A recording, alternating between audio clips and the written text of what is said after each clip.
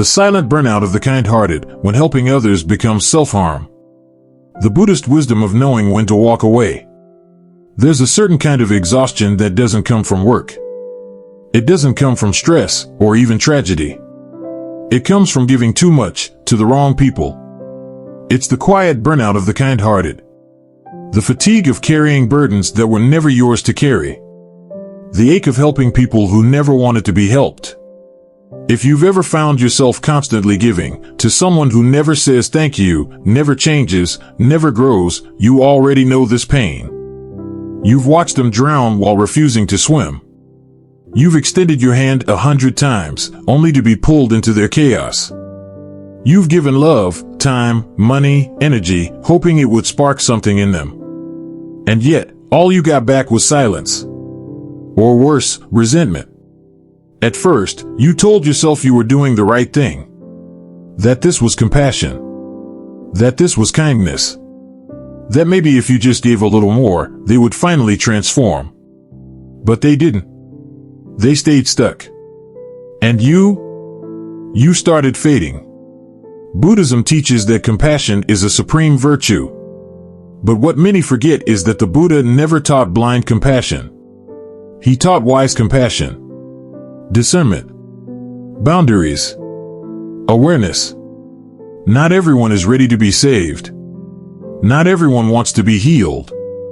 Not everyone will appreciate your help or even recognize it as help. And if you're not careful, you become the one who needs saving. You see, true compassion isn't about endlessly giving. It's about knowing who to give to. It's about recognizing the difference between someone who's struggling and someone who's self-sabotaging. In the Dhammapada, the Buddha warned us clearly. Do not associate with fools, for they will bring harm to themselves and to others. He didn't say this to make us judgmental. He said this to make us wise. Because sometimes, helping certain people doesn't heal them. It hurts them. And you. In this article, we're going to explore a teaching that might challenge everything you thought about kindness. We'll uncover the 7 types of people the Buddha advises us not to help. Not because they are beyond redemption, but because they are not ready. Because helping them in the wrong way and at the wrong time may not be an act of love, but an act of enablement. Each type is a mirror, a warning, a lesson.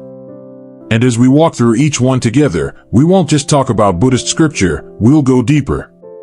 We'll explore real-life stories, psychological patterns, and spiritual consequences. You'll see how well-meaning compassion can become a trap and how to escape it. Because letting go isn't cruelty. Sometimes, it's the highest form of love. Sometimes, the most compassionate thing you can do is to step back. So if you've ever felt torn between love and boundaries, kindness and burnout, this is for you. It's time to stop bleeding for people who won't stop their own wounds. It's time to start giving with wisdom.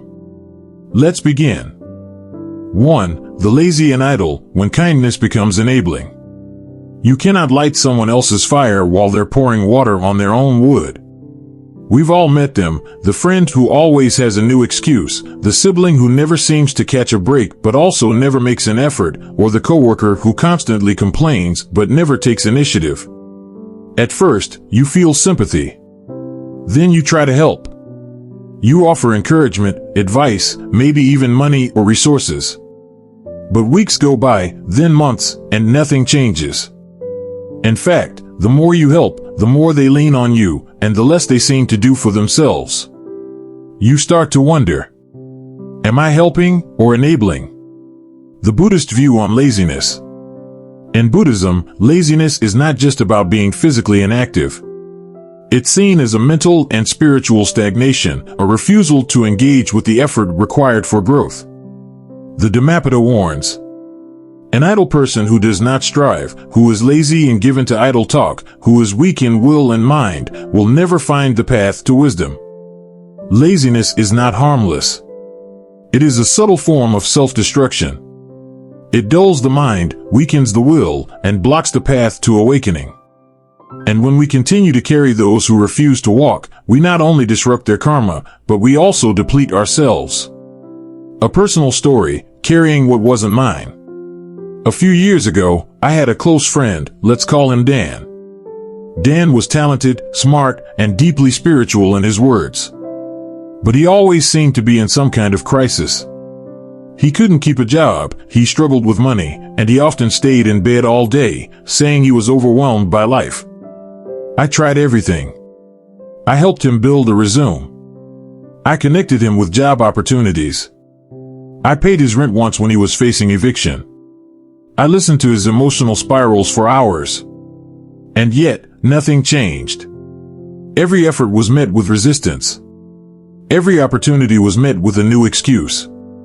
Eventually, I realized I was working harder for his life than he was. Helping him made me feel like a good person until it started making me feel exhausted, resentful, and used. That was when I remembered something my teacher once told me. Do not interrupt someone's karma unless they are ready to transform it. It was hard, but I stepped back. I stopped fixing things. I let him sit with the consequences of his inaction.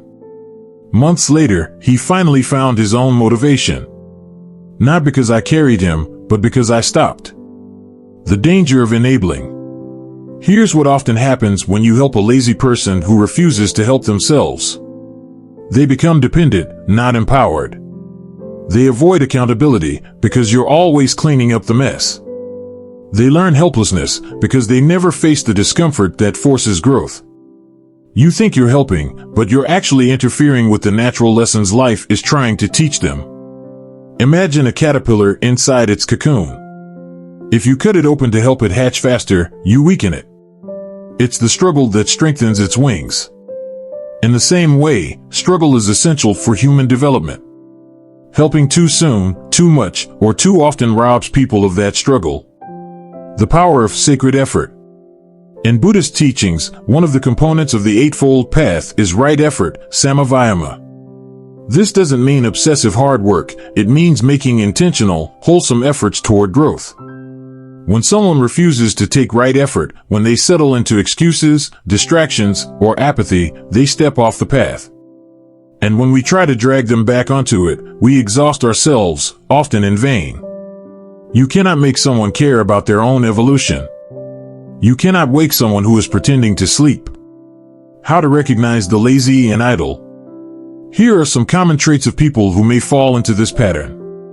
1. Chronic excuses. There's always a reason they can't do better, but never any action taken. 2. Victim mentality. They blame everyone else, society, family, karma, except themselves. 3. Resistance to opportunities. Even when life gives them a hand, they find a reason to reject it. 4. Dependence. They rely on others to rescue them, but offer nothing in return. 5. Crisis cycling. They only seek help when in disaster, then return to old habits once rescued. What you can do instead. Offer wisdom, not rescue. Share insight, but don't solve everything for them. Set clear boundaries. Your energy is sacred. Don't deplete it on those unwilling to change. Reflect before giving. Ask, will this truly help them grow? Or am I just delaying their lesson? Let them face consequences. Growth often begins where comfort ends. Closing this section, let karma be the teacher.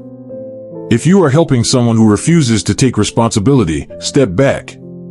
Not with anger, not with judgment, but with love and wisdom. Let life teach them what you cannot. As the Dhammapada reminds us, the fool who knows he is a fool is wise in that knowing.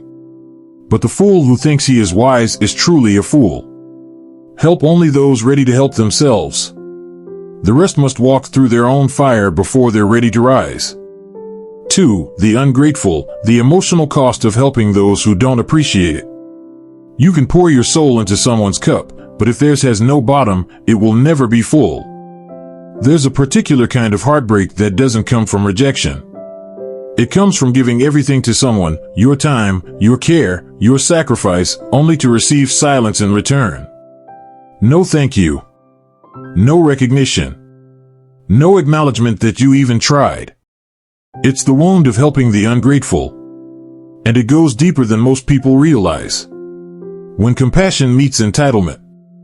In Buddhism, gratitude, katanukatavati, is considered a spiritual quality, an expression of humility and wisdom. It aligns us with the flow of positive karma. When we're grateful, we open ourselves to abundance, connection, and clarity. But ungratefulness? It is a form of spiritual blindness. Ungrateful people don't just lack manners, they lack awareness. They are so consumed by their own desires that they fail to recognize the generosity around them. Worse, they often believe they're entitled to your help, your time, your energy. They see your sacrifice not as a gift, but as something owed. The Buddha told a story of 10 people who were rescued from misfortune. Out of the 10, only one returned to express thanks. He said, "Of all who receive kindness, few recognize it. But those who do multiply their blessings." Gratitude, then, is not a social nicety, it is a gateway to transformation. A real story, the thankless son. Let me share a story I once heard from a monk during a retreat in Chiang Mai. An old woman had 3 sons. She raised them alone after her husband passed away. She worked tirelessly, sending them to school, skipping meals so they could eat, selling her jewelry to pay for tuition. Eventually, all 3 sons grew up and found success. One became a lawyer, one an engineer, and one a businessman. The first son sent her occasional money, but never visited. The second son never called unless he needed something. The third son blocked her number, saying she was too emotional. The old woman never asked for repayment. All she wanted was to feel appreciated. To hear, "Thank you, Mom." But it never came.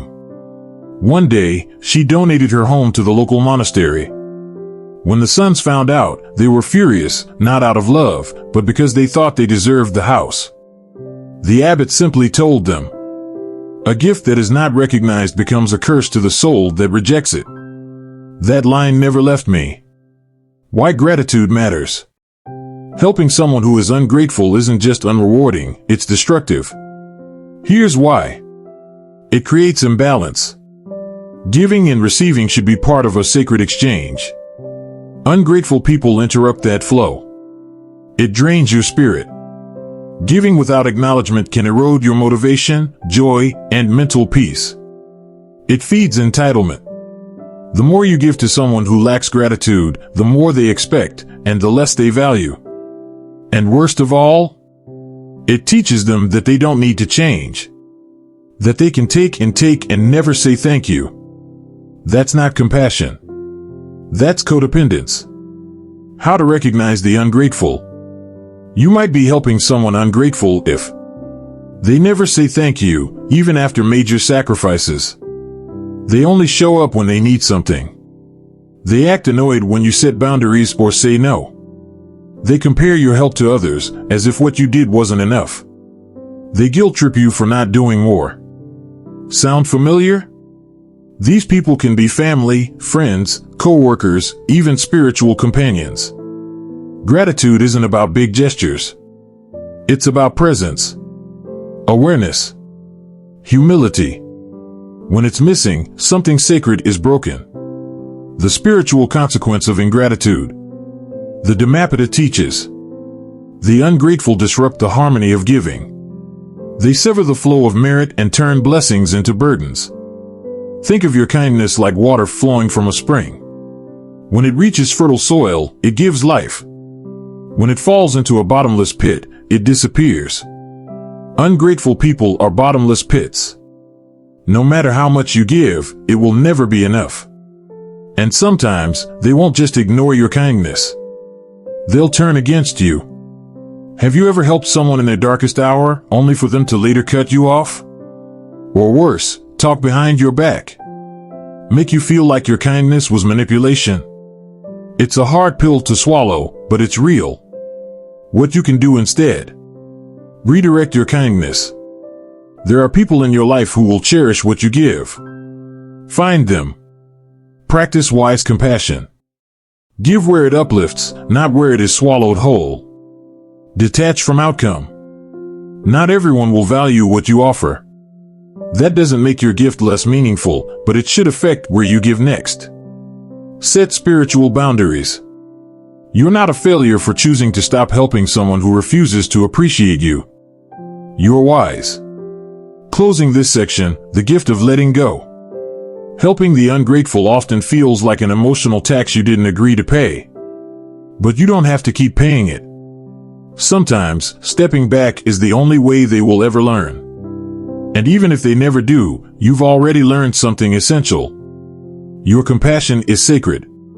It deserves to land in hearts that are open, not hands that are closed. Let your kindness fall like rain. But water only the soil that's ready to grow. 3. The proud and arrogant, when ego blocks enlightenment. You cannot pour wisdom into a cup that is already full of itself. Some people are not suffering because life is unfair. They're suffering because they refuse to listen. They resist guidance, reject correction, and bristle at any attempt to help them grow. Why? Because their ego is louder than their pain. And their pride is stronger than their willingness to change. In Buddhism, pride isn't just a personality flaw, it is a spiritual illness. Pride, the silent destroyer of wisdom. The Buddha warned clearly about pride. He taught that arrogance is one of the most powerful obstacles on the path to awakening. In the Dhammapada, he said, "The fool who thinks himself wise is worse than the ignorant man who knows he is a fool." Pride doesn't just blind us, it isolates us. The proud person builds walls so high that no truth can reach them. They shut out wisdom, dismiss teachers, and mock anyone who challenges their worldview. And worst of all, they often don't even realize they're doing it. A story from the Sangha, the monk who thought he knew better. In one Buddhist monastery in Sri Lanka, there was once a novice monk who had read every sutra and could recite the Dhammapada from memory. He was intelligent, sharp-tongued, and full of confidence. But he also looked down on the senior monks. He refused to do basic chores, ignored meditation practice, and often interrupted Dharma talks to correct the teachers. One day, after being gently reprimanded for skipping work duty, he stood up and said, "Why should I scrub floors like a servant? I came here to be enlightened, not to clean." The head monk calmly replied, "And that is why you remain unenlightened." The proud monk eventually left the monastery, claiming the teachings were too basic for his intellect.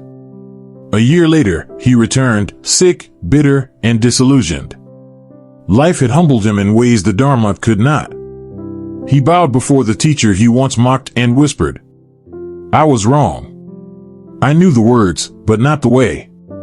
That story has stayed with me for years. The arrogant cannot be taught. If you've ever tried to help a proud person, you already know the frustration. They don't want advice, they want admiration. They don't want correction, they want control. And when things go wrong, they don't take responsibility, they blame everyone else. Pride is a shield against truth. And sometimes, the only teacher strong enough to pierce it is suffering. You can talk to them. You can warn them. You can offer wisdom with love and care. But they will hear none of it until life breaks them open. Why helping the proud backfires? When you try to help someone who is arrogant, they reject your guidance, no matter how gentle or wise it is. They may mock your effort, making you feel small for even trying. They turn your compassion into an opportunity to elevate themselves. They see themselves as above correction and beyond error. It's not just unhelpful, it's spiritually dangerous. Because in helping them, you risk feeding their ego even more. Instead of awakening humility, you become part of their delusion. The law of karma still applies. Some people only learn after losing everything. Not because they're evil, but because pride deafens them to any voice but their own. Buddhism doesn't ask us to judge the proud, but it does ask us to let them walk their own path. Sometimes, the greatest act of compassion is to step away and let karma do what your words cannot. As the Buddha taught, "Do not give what is sacred to those who will trample it. Speak not wisdom to those who mock, lest they turn and tear you to pieces." What you can do instead? Offer wisdom only once. If it is rejected, don't push. Avoid debate. The proud don't want truth, they want to win. Pray or meditate for their awakening. But let life do the teaching. Withdraw your energy. Don't waste light on someone who insists on darkness. A final reflection. Sometimes, it takes losing everything for someone to realize they're not always right. Sometimes, only heartbreak can crack open a proud heart. Sometimes, only emptiness can teach a person to receive. You don't have to force their transformation. You don't have to explain yourself endlessly. All you need to do is let go. With love. With peace. And with trust. Because if pride built their prison, only humility will unlock the door. 4. The wicked and sinful, when helping, feeds harm. Compassion is not approval. Kindness is not agreement. There's a deep misconception in spiritual communities that compassion means tolerance of everything. That if you're truly kind, truly awakened, truly loving, you'll never walk away, never judge, never say enough. But that's not what the Buddha taught. In fact, one of the most profound truths in Buddhist wisdom is this. Supporting wrongdoers is not kindness, it is karmic entanglement. Helping someone who is willfully harming others, promoting deceit, or living a life built on greed, cruelty, or manipulation isn't noble. It's dangerous for them and for you. Because when you sustain their harm, you become part of it. Understanding the difference, struggle versus sin. We all make mistakes. We all stumble, fall, and act out of ignorance at times. Buddhism holds infinite space for those who are trying, who are wrestling with their demons, seeking redemption, open to change. But that is not who we're talking about here. This section is about the people who know they are doing wrong, feel no remorse, reject wisdom, and often encourage others to join them in their ways.